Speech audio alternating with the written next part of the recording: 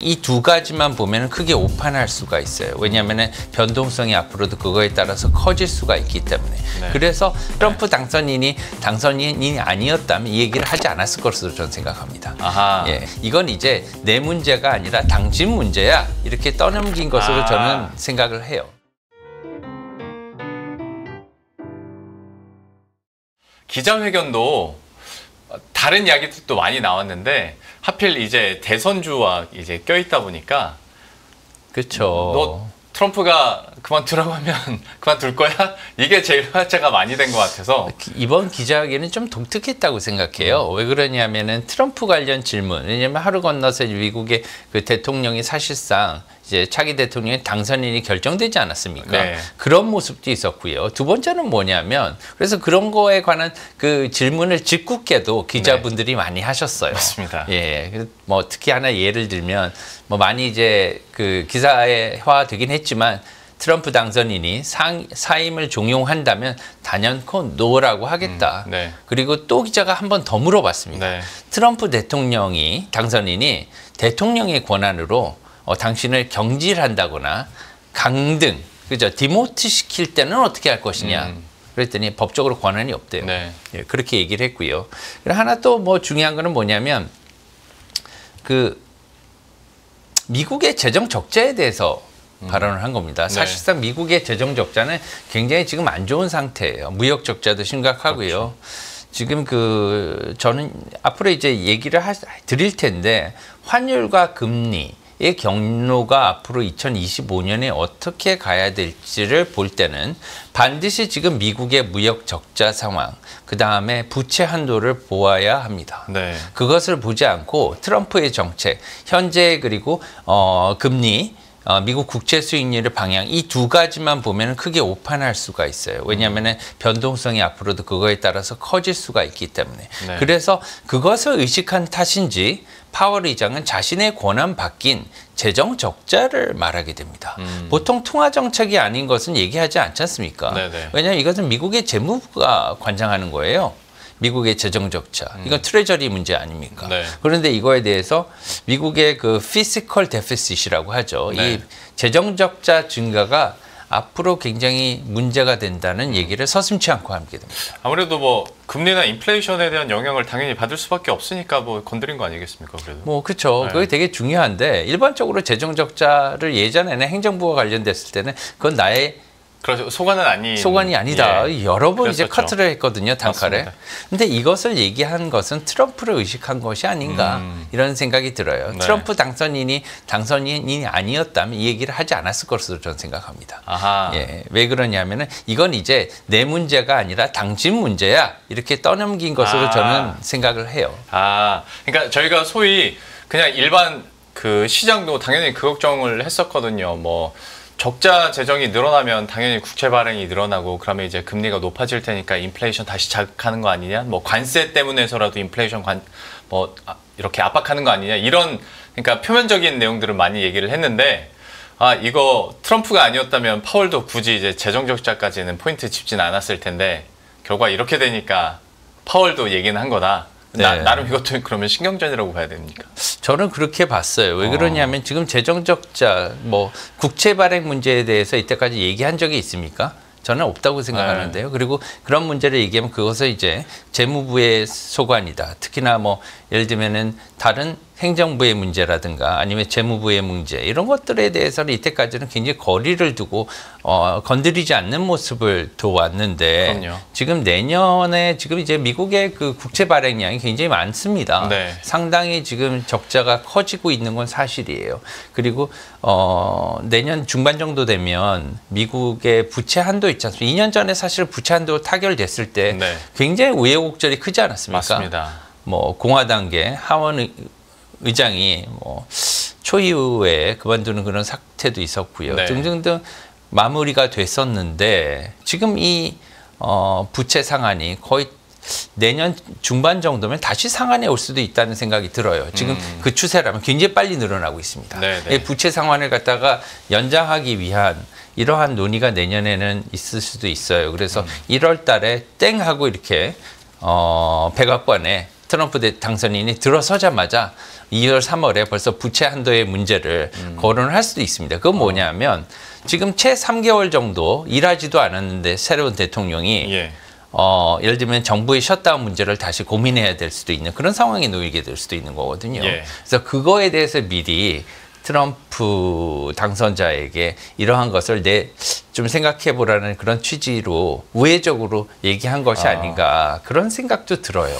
조원님 이건 좀 다른 얘기긴 한데 부채한도 문제 한번 언급을 해주신 김에 저 이거 몰라서 궁금한 건데 이번 대선과 함께 이제 상하원도 선거가 같이 있었잖아요. 네. 근데 레드 수입이 된 상태면 부채 문제 한도가 예전처럼 막 그렇게 좀 부침이 많고 막 시간이 오래 지연되고 막 그러지는 않을 수도 있지 않을까라는 생각이 문득 들어서 그런 생각도 할 수 있습니다. 특히나 이제 그 레드 수입이기 때문에 이제는 지금 그 공화당이 하원까지도 장악할 가능성이 커졌잖아요. 네. 아직 완벽히 결정되지는 않았지만 네, 네. 몇 석만 더 얻으면 이제 그 하원도 공화당이 다수당의 그 위치를 차지할 수 있다고 이렇게 나오고 있는데 네. 그렇게 되면 물론 부채 한도 벌써 타깃의 상원은 지금 다수당이기 때문에 굉장히 유리한 고지를 점했어요. 네. 하지만 부채 한도를 다시 이렇게 빨리 늘리는 거에 대해서 여러 가지 아주 쉽지는 않을 거다 이런 생각이 들어요. 왜냐하면 지금 부채 한도가 굉장히 빠른 속도로 늘어나고 있어요. 미국의 네. 재정 적자가.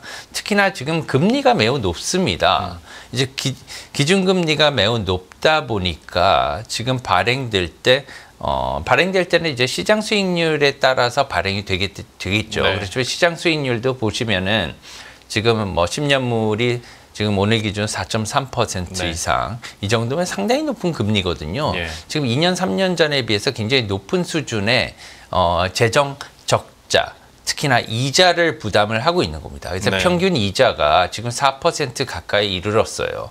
이 이자율은 예전에 비해서 굉장히 높기 때문에 지금 미국이 1년에 지불하는 이자가 상당합니다. 예, 상당한 이자가 되기 때문에 이것을 낮추기 위해서라도 기준금리를 낮추는 게 필요하긴 하겠죠. 예, 참 아무리 돈을 찍어내는 나라라 하더라도 그 부담이 있을 수밖에 없는데 또 한편으로 봤을 때 참 트럼프 2.0은 좀 이해가 상충될 수밖에 없겠다라는 생각이 드는 게 트럼프는 어쨌거나 금리를 내리고 싶어 할 텐데 근데 또 공약한 정책들 보면 재정 적자가 더 늘어나면 늘어났지 줄어들 것 같지는 않거든요. 정확합니다. 네. 지금 트럼프 대통령 당선인의 두 가지 가장 중요한 공약이 감세 정책. 네. 이제 감세 정책을 한다는 건 이제 그 국내 법인세와 그다음에 개인의 소득세를 갖다가 다 줄이겠다는 거죠. 네. 낮추겠다. 굉장히 많이 낮추겠다고 하는데 낮추면 이 재정 적자를 갖다가 모자라는 부분을 다른 데서 메꿔야 되잖아요. 네. 이 메꾸는 것을 해외에서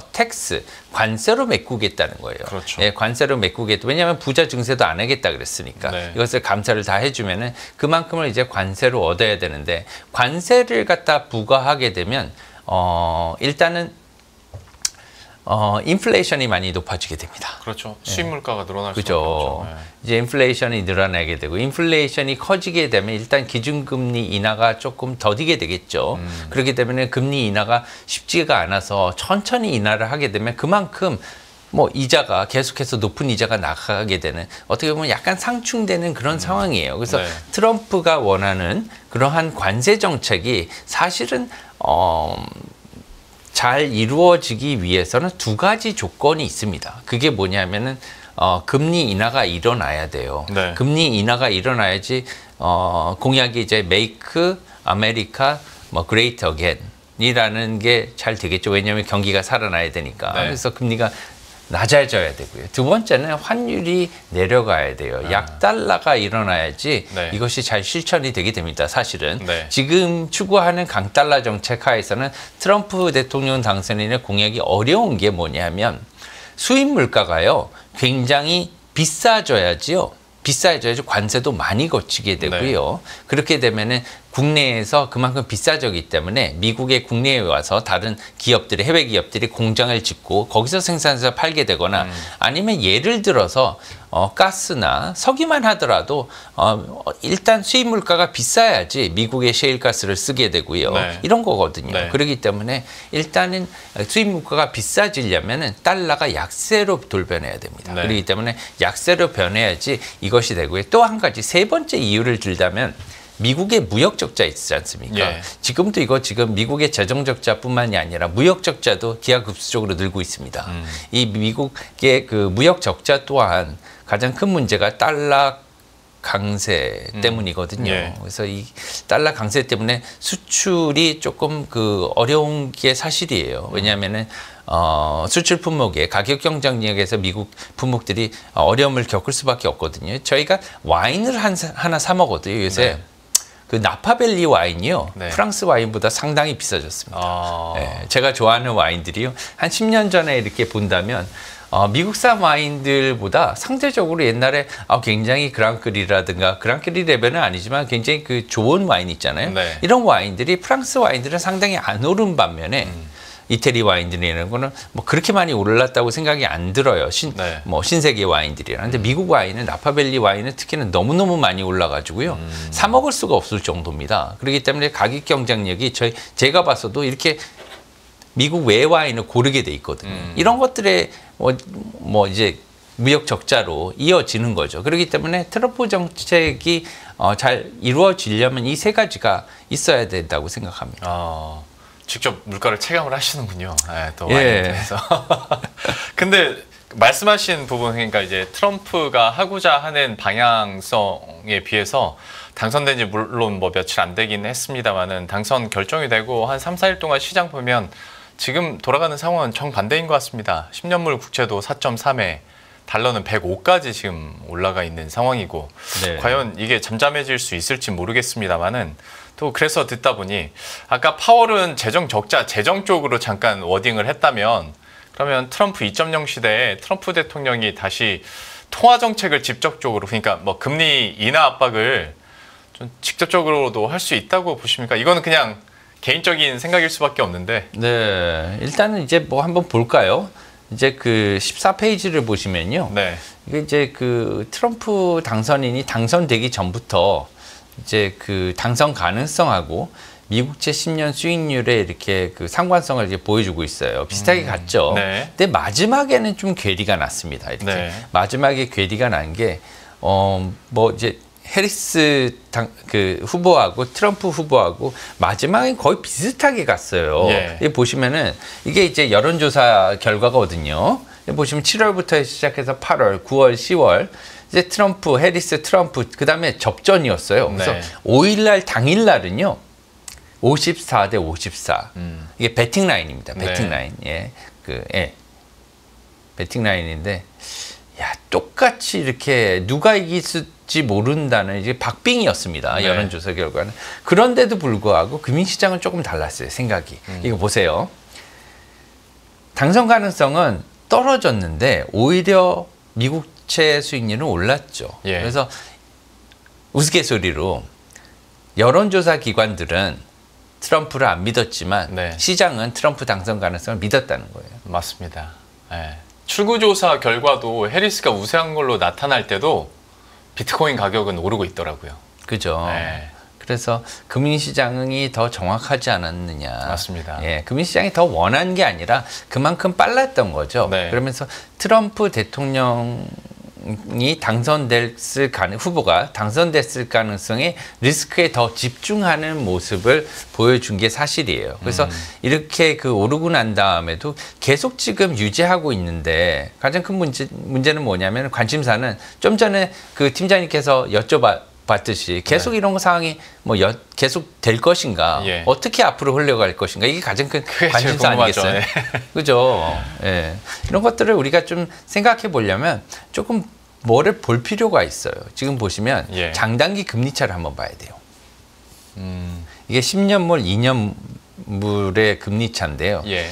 지금 그 장기 국채 같은 경우에는 10년물 같은 경우에는 지금 4.30, 4.31 정도에서 거래가 되고 있습니다, 지금. 네. 근데 2년물 같은 경우에는 지금 4.25, 4.26 정도거든요. 그래서 지금 이렇게 10년물과 2년물의 스프레드라고 하죠. 네. 금리 격차가 쭉 줄어들고 금리가 역전이 됐었는지 장단기 금리가 정상화된 거지 않습니까? 이게 네. 마이너스에서 플러스로 간 거 정상화됐는데 네. 이게 정상에서 쭉쭉 올라가서 10년물이 2년물보다 20bp, 0.2% 이상 이렇게 높아지는 단계까지 일어나는데 트럼프 당선인이 당선되고 난 다음부터 이 스프레드가 굉장히 많이 줄어들어요. 그래서 지금 아까 말씀드렸듯이 10년물이 4.3% 정도, 그 다음에 그 2년물은 4.25 정도, 4.26% 정도. 그래서 네. 4에서 5bp 차로 확 줄었습니다, 이게. 네. 이런 것들은 뭐냐 하면 금리 차가 단기 금리가 많이 올랐거든요. 네. 이 단기 금리가 많이 올랐다는 것은 그만큼 이제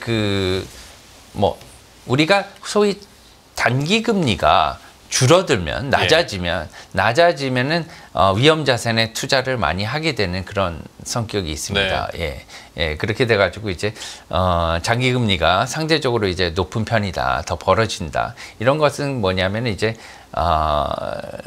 위험 자산의 투자가 늘어나기 때문에 경기가 호황기로 든다고 생각을 하거든요. 근데 네. 이렇게 그 장단기 금리 차가 줄어드는 상황, 특히 단기 금리가 이제 올라가게 되면 가지고 있는 돈을 뭐 하루 운용하고 이런 것들을 갖다가 이제 그 위험 자산에 잘 안 넣게 돼요. 네.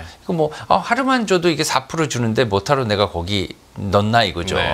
그러면 이제 예를 들면 MMF나 아니면은 예금이나 네. 왜냐면 수시 정기 예금에 넣어도 4% 이상 주는 거 아니에요?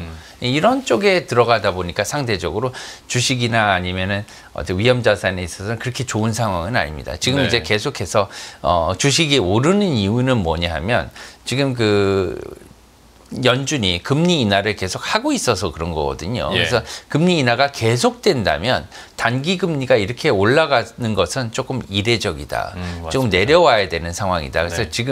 지금 단기 금리는 조금 어떻게 보면은 오버페이스로 가고 있지 않느냐 이런 생각은 듭니다. 그러니까요. 상식적으로 통화 정책이 금리 인하기에 가 있으면 단기 금리는 하락 압력을 받아야 되는데 오히려 좀 위쪽으로 올라가고 있는 상황인 거고, 좀 이러다 보니까 사실 장기채 같은 경우에 트럼프 되고 나서 개인들이 장기채 투자를 늘리고 있다라는 기사들도 좀 있더라고요. 예. 이거는 좀 조심을 해야 될 텐데. 글쎄요. 지금 인플레이션에 대한 우려 때문이죠. 네. 결국은 모든 게 이제 인플레이션이 커질 것이다. 왜 그러냐면은 논리가 있어요. 저는 거기에 대해서 동의를 합니다. 인플레이션이 반드시 올 거예요. 네. 굉장히 높게 유지될 거고요. 이런 것들 때문에 비트코인이나 이런 위험 자산이 오르는 거거든요. 예. 다 논리적으로 연관성이 다 되는 거죠.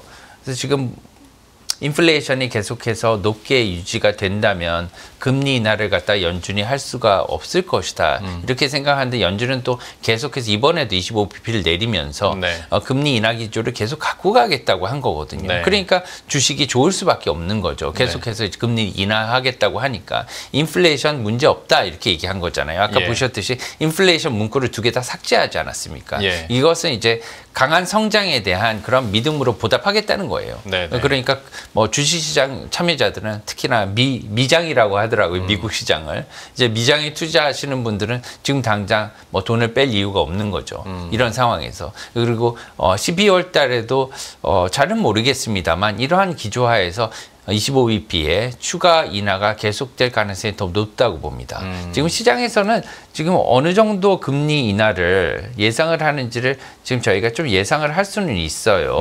네. 그게 보시면 지금 이 표에서 보실 수가 있습니다. 이게 이제 OIS 커브거든요. 오버나이트 인덱스 커브라는, 지금 우리나라는 아쉽게도 이제 오버나이트 인덱스 커브가 아직 없습니다. 그래가지고 미국과 일본, 그 다음에 유로 같은 경우는 이렇게 지금 나타내 드릴 수가 있는데, 일본과 같은 경우에는 제가 조금 약간 잘 안 맞는 것 같아요. OIS 커브가. 그래서 그래도 보여드립니다. 이게. 네. 왜 그러냐면은 이게 뭐냐면 연말까지 얼마의 금리 변화가 실제적으로 이게 증감 증감이에요. 증감. 예. 그러니까 얼마나 연말까지. 지금 시점은 11월이지 않습니까? 네. 11월인데 12월까지 뭐 BOJ라든가 페드라든가 ECB가 보통 한 번에 지금 금리 결정이 추가로 남아 있단 말이죠. 네. 이거에 대해서 후에 얼마나 변할 것인가를 보여주는 그러한 수치가 이 OIS 커브예요. 12월 말 예. 그 만기를 제가 대상으로 했기 때문에 네. 그렇게 본다면 지금 연준 같은 경우에는 뭐 얼마 전까지만 해도 약 40bp 이상의 그러한 금리 인하를 예상을 했었는데 이번에 25bp를 인하했었지 않습니까? 예. 그러니까 40bp에서 25bp를 인하하고 나니까 한 16bp가 남은 거예요. 네. 이게 남은 거고 ECB 같은 경우에는 지금 최근까지만 해도 한 40bp, 저번 달까지만 해도 한 40bp 이상의 그런 인하를 예상을 했었는데 생각보다 지금 뭐 그렇게 금리 인하를 많이 할 수 있는 그러한 상황은 조금 덜 돼요. 이게 그 유로화를 지지하는 데는 좋지만 지금 약간 그 인플레이션이 많이 낮아지지 않았습니까? 예. 유로존이 많이 낮아졌기 때문에 금리 인하를 할 수 있는 그러한 상황은 되는데도 불구하고 지금 금리 인하를 또 나라마다 조금씩 상황이 다르기 때문에 바로 인하할 수 있는 그런 상황도 아니거든요. 그리고 속도도 연두는 해둬야 되는 상황이니까. 네, 그렇죠. 그래서 지금 뭐 30 몇 bp 이상 인하할 것으로 이렇게 전망이 되다가 최근에는 30bp 이하로 이렇게 인하 기대감이 낮춰진 상태입니다. 그래도 한 25bp 정도의 금리 인하는 할 것으로 12월 달에 이렇게 예상을 하고 있는 그런 상황이죠. 좋습니다. 예. 그렇지만 이것만 봐도 그래도 네. 그 연초부터 시작해서는요 굉장히 줄어든 수치에 한번 보실까요? 이 그래프가 되게 중요하거든요. 이게 네. 보시면 9월 달까지만 해도 10월 전에 9월 중순까지만 해도 연준이 올해 말까지 약 1.2%포인트 정도를 인하할 것으로 생각을 했어요. 굉장히 큰 수치죠. 그렇죠. 그러니까 이 수치가요. 예를 들면 OS 커브가 시장에서 거래되는 금리, 교환되는 금리이긴 한데 항상 맞지는 않는다는 거예요. 왜냐하면 이것도 시장에서 사람들 간에 투자자들 간에 교환되는 금리이기 때문에 그때마다 심리에 따라서 나는 얼마 내릴 것 같아. 그럼 거기에 따라서 거래되는 금리입니다. 그래서 지금 모든 게 이제 심리 상황에 따라 그때 투자 분위기에 따라 결정이 되는 거기 때문에 이렇게 변한 투자 분위기가 가을부터 시작해서 현재까지 2달 반 사이 이만큼 많이 변했다고도 볼 수 있는 거죠. 예, 그러니까 저도 그 말씀 드리고 싶었어요. 그러니까 저거를 수치화해서 쫙 표를 하니까 되게 객관적으로 보이는 건데 사실 9월에는 시장 컨센이 진짜 저랬거든요. 125bp는 내려야 되지 않아? 막 이런 컨센이 그대로 반영된 거 보니까 8월 달에 뭐 또 블랙 먼데이도 있었지 않습니까? 맞아요. 하고 뭐 한 번에 50bp가 아니라 직전에는 75bp 얘기도 나왔었는데 그게 저기서 다 보이네요. 굉장히 사람들이 메모리가 저만 해도 조금 이제 짧아요. 그래서 제가 여기에 좀 요약은 해놓긴 해놨어요. 왜 그러냐면 뭐 이렇게 경기 전망이 매월 변하잖아요. 네.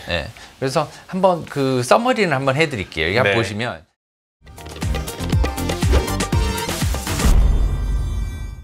안녕하세요, 이승입니다. 더 많은 영상을 보고 싶으신 분들은 화면 오른쪽에 있는 구독 버튼을 눌러주시기 바랍니다. 그리고 영상을 보시면서 좋아요는 필수인 거 아시죠? 항상 인포맥스 라이브를 사랑해주셔서 감사합니다.